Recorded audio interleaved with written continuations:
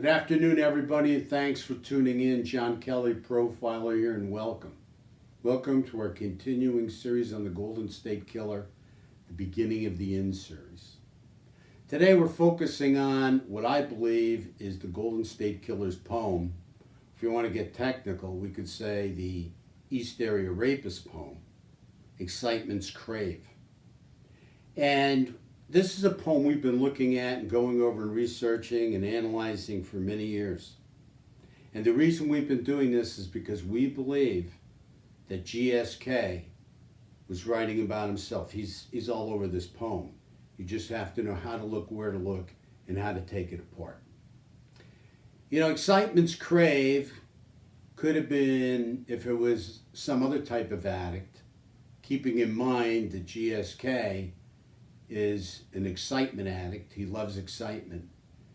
That could replace heroin, cocaine. The point I'm trying to make is, this is this guy's addiction. He's addicting to excitement. So instead of heroin's crave or cocaine's crave, it's excitement's crave. He craves excitement. He can't live without it. He lives for excitement and creates excitement to live. That's just the kind of addict he is. He can't stop, and we all know that from the early years up until present. Now, I think what's important is when we look at the beginning of this stanza, the first stanza in the poem, all those mortals surviving birth. I think that's very important because you have a relationship here, as far as we're concerned, to somebody you probably never heard about. Jean-Paul Sartre. Let me spell that for you. S-A-R-T-R-E is his last name. Jean-Paul Sartre. S-A-R-T-R-E. And he's a philosopher, and he's the one that wrote the quote, "Man is condemned to be free." Now, what's important about this is that Jean-Paul focused on existence preceding essence. In other words, you create who you are. Jean-Paul was an atheist. He didn't believe in God. He didn't believe in religion. He didn't believe in spirituality, which is essence. He believed in existence, and you are what you do.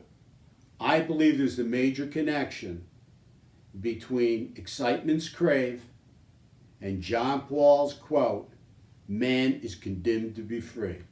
And we're going to put a link at the bottom of the page here for you to take a look at, and you be the judge of this. I think you're going to find it to be extremely interesting, and we have much more to reveal on this as we go forward, because we put a lot of work, like I said, into analyzing and deciphering this poem for many years.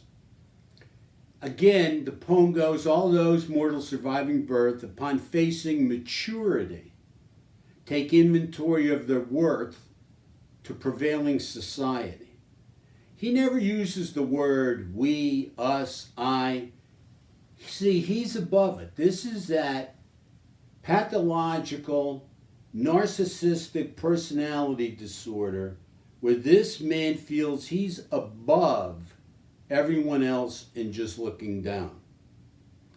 And he's not worried about prevailing society.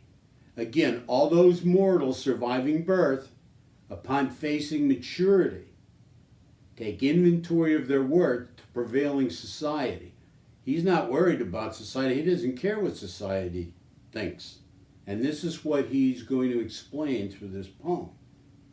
Because the bottom line is, he also has an antisocial personality disorder, which means he could care less about society, and his actions certainly have showed us that.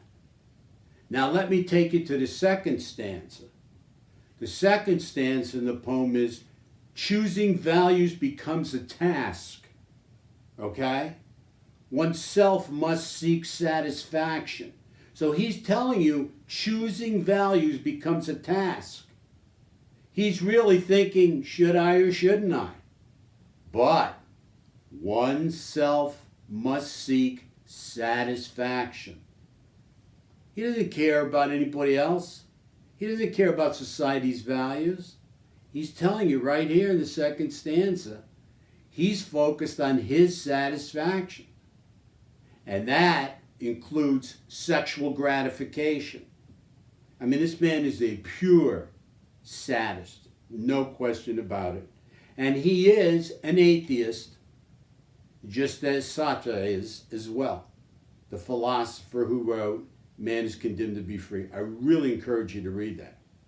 The last part of the second stanza is the selected route will unmask character when plans take action.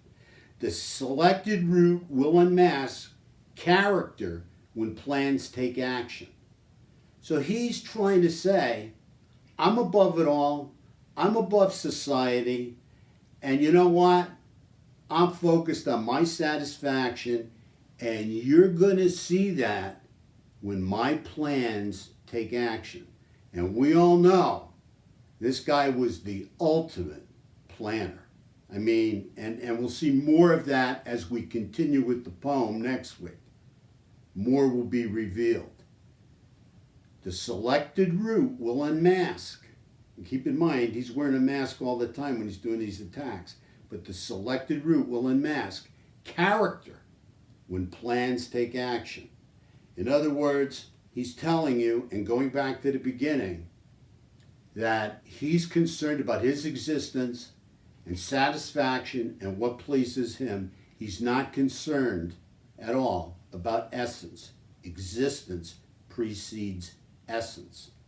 So he doesn't care what the morals are. He doesn't care about religion. He doesn't care about God. He believes that it's all about him and his satisfaction. Thanks so much for watching. Please tune in next week. We're going to have another couple verses from the poem. Thank you so much for everything you've done for us. Thank you for all your subscriptions. We're really on top of this. We continue to analyze, and we'll keep you abreast of everything we come up with, and you can check it out. We don't have all the answers, and we certainly love your input. Thank you so much. Have a great weekend, and stay safe out there.